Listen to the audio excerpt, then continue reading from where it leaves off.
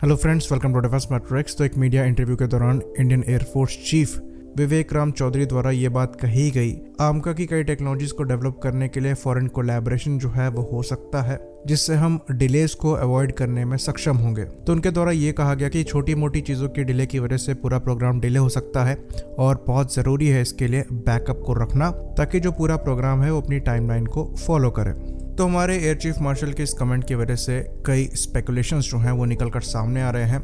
कई लोगों का ये सोचना है कि हो सकता है आमका के प्रोग्राम में डिले दिख रही हो, या फिर आईएएफ चीफ द्वारा एडा की कैपेबिलिटी पर भी सवाल उठाए जा रहे हो कि क्या वो इतनी सोफिस्टिकेटेड टेक्नोलॉजी को बिना डिले के डेवलप कर सकते हैं। तो इसी पर हम आज चर्चा करेंगे और डिस्कस करेंगे कि क्या हमें यहाँ पर कोलैबोरेशन करना चाहिए डिले से बचने के लिए, या फिर हमें इंडिपेंडेंट अप्रोच रखनी चाहिए। तो इंडियन एयरफोर्स का पॉइंट बिल्कुल साफ है। अगर हम इंडियन एयरफोर्स की सिचुएशन को देखें तो अगर कोई भी डिले आमका के प्रोग्राम में होता है तो इंडियन एयरफोर्स के पास कोई बैकअप नहीं है, क्योंकि 5th जनरेशन एयरक्राफ्ट के लिए इंडियन एयरफोर्स पूरी की पूरी तरह से AMCA के प्रोग्राम पर रिलाई कर रही है।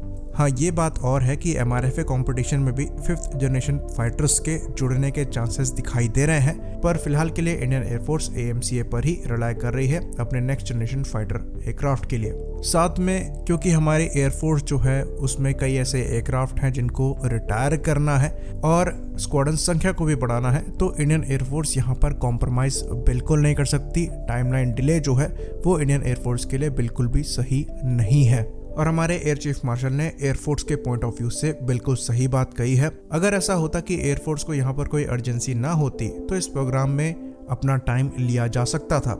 नीश टेक्नोलॉजीज को डेवलप करने में समय लगता है और वो समय दिया जा सकता था, लेकिन समय हमारे पास नहीं है, क्योंकि इंडियन एयरफोर्स ने FGFA का प्रोग्राम वैसे ही पास्ट में ड्रॉप कर रखा है, जिसके almost 100 to 150 aircraft Indian air force को लेने थे। बाकी जो दूसरी कंट्रीज हैं, जिसमें टर्की की रिसेंटली हमने बात करी, वहां पर 5th जनरेशन फाइटर एयरक्राफ्ट को लेकर अच्छी खासी प्रोग्रेस चल रही है, जबकि उस कंट्री की फाइटर एयरक्राफ्ट डेवलपमेंट में बहुत खास हिस्ट्री भी नहीं है। तो अब सवाल ये उठता है कि क्या जो क्रिटिकल टेक्नोलॉजीज है एक 5th या फिर 6th जनरेशन एयरक्राफ्ट के लिए, वो हम इंडिया में डेवलप नहीं कर सकते? तो ऐसा बिल्कुल नहीं है। टेक्नोलॉजीज जो हैं वो इंडिया में डेवलप करी जा सकती हैं, लेकिन R&D यानी कि रिसर्च और डेवलपमेंट के लिए समय लगता है। LCA तेजस 2016 में इंडियन एयरफोर्स की सर्विस में इंडक्ट ज़रूर हो गया, पर उस पर जो काम है वो पैरेलल में चलता रहा और तभी मार्क 1A वेरिएंट जो है वो निकलकर सामने आया, जिसके भी सेंसर्स पर अभी तक काम किया जा रहा है। तो ये सेंसर्स और टेक्नोलॉजीज ऐसी नहीं थी कि जो फ्यूचर की होने वाली थी, ये एवियोनिक्स 2016 के स्टैंडर्ड के हिसाब से भी थे, यानी कि अगर मार्क 1A 2016 में भी आता तब भी वो टेक्नोलॉजी जो है वो बहुत ज़्यादा फ्यूचरिस्टिक नहीं होती। वैसे ही हम AMCA के लिए उन नीश टेक्नोलॉजी को डेवलप करने में इतना समय नहीं ले सकते, जो कि अभी से ही F-35 जैसे एयरक्राफ्ट में अवेलेबल हैं, जिनको खुद सर्विस में आए हुए अच्छा खासा समय हो चुका है। अमेरिका की बात करें तो अमेरिका के पास सालों का रिसर्च और डेवलपमेंट वर्क है, साथ में फंड्स उनके पास इतने हैं कि जिसका हिसाब किताब नहीं है। तो उनका रिसर्च और डेवलपमेंट जो है वो ऐसे ही चलता रहता है, जरूरत हो चाहे ना हो। इंडिया में सिचुएशन अलग है, पहले जरूरत पैदा होती है, उसके बाद R&D वर्क चालू होता है।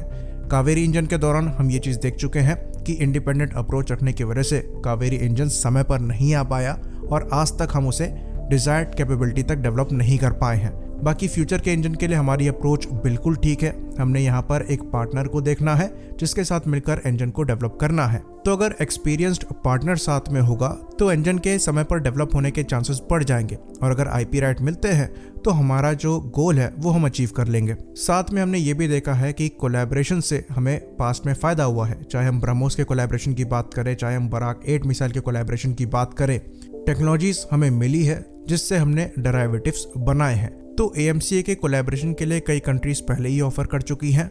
यहाँ पर यह देखना बहुत ज़रूरी है कि जो भी टेक्नोलॉजी डेवलप करी जाए उसका कंप्लीट नो हाउ हमें मिले, ताकि कोलैबोरेशन का कोई फ़ायदा हो और फ्यूचर में डेरिवेटिव्स बनाने में हमें परेशानी ना हो, ताकि हम खुद ही अपग्रेड्स कर सके। तो जो नई टेक्नोलॉजीज हैं वो और भी ज़्यादा एक्सपेंसिव हो गई हैं डेवलप करने के लिए, इसलिए इवन डेवलप्ड कंट्री तक पार्टनर्स देख रही हैं ऐसे प्रोजेक्ट में, ताकि वो कोलैब कर पाए और फाइनेंशियली बर्डन कम पड़े। तो साउथ कोरियन KF-21 जो है वो ऐसे ही कोलैबोरेशन का रिजल्ट है, और ये चीज़ हम देख सकते हैं कि अभी तक वो एयरक्राफ्ट अपनी डिजायर्ड टाइमलाइन पे खरा उतरा है। सेकेंड प्रोटोटाइप उस एयरक्राफ्ट का फ्लाई कर चुका है। ऐसे ही टेम्पेस्ट प्रोजेक्ट को लेकर UK द्वारा भी पार्टनर्स देखे जा रहे हैं। तो AMCA के लिए भी जो कोलैबोरेशन ऑफर है वो इंडिया को मिला है और कई अच्छी कंपनीज से मिला है। पहले साब ने ऑफर किया हुआ है, बोइंग ने किया है, साफरान ने किया है, यहाँ तक कि रशिया द्वारा भी ऑफर आए हैं। बाकी इंजन को लेकर रोल्स रॉयस और साफरान से बात चली रही है। तो अगर हमें प्रॉपर डील मिलती है तो कोलैबोरेशन करना कहीं से भी गलत नहीं होगा, क्योंकि यहाँ पर टाइमलाइन को फॉलो करना बहुत ज़्यादा ज़रूरी है अगर हम एयरफोर्स के पॉइंट ऑफ व्यू से चीज़ों को देखें।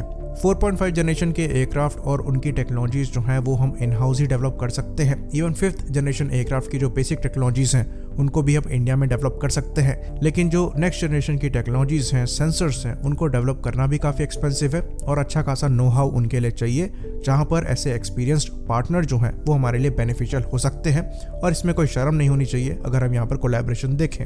आई होप चीज़ें यहाँ पर क्लियर हो। इसी बात पर हम इस वीडियो को ख़त्म करेंगे। लाइक करिए, सब्सक्राइब करिए। जय